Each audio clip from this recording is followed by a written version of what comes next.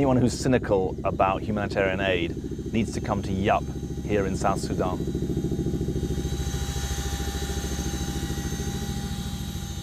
This is the front line of humanitarian crisis. The word famine rightly strikes horror into people's minds. I've come here today to see what it really means. And what it means is mothers and children desperately needing emergency support. IRC has a health, nutrition and child protection team working here. But without that mobile emergency unit, these people would be fending for themselves at a time of unspeakable conflict in South Sudan and also desperate loss of harvest despite the efforts that are being made by local farmers. They don't just need food, they need support that enables them to rebuild their lives.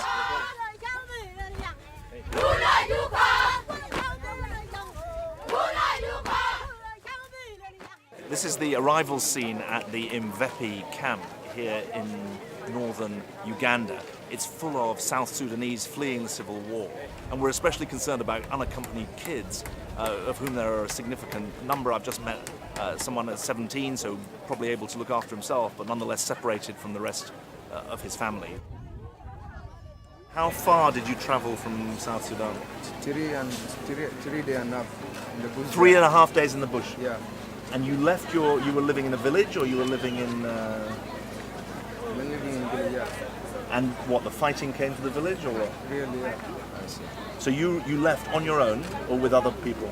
With other people, our neighbor. Your neighbor? Yeah. And what happened to the rest of your family? Do you mind me asking? They're not there even. They're not there? Yeah. Well, they ran away as well? No.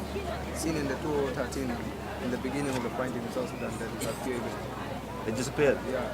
What, your mother and father? Yeah. Wow. So you've lived on your own since 2013? Only with my small kid, our brother and sister. Even I live there, I come alone. I'm here at the Bidi Bidi settlement, the largest refugee camp or equivalent in the world, 270,000 people. If you look at the statistics, it's easy to become depressed. Too many kids not going to school, high levels of sexual violence. But when you talk to the people, there's nothing but hope, because their individual stories are stories of determination, of incredible courage, and of a real resilience and ability to bounce back.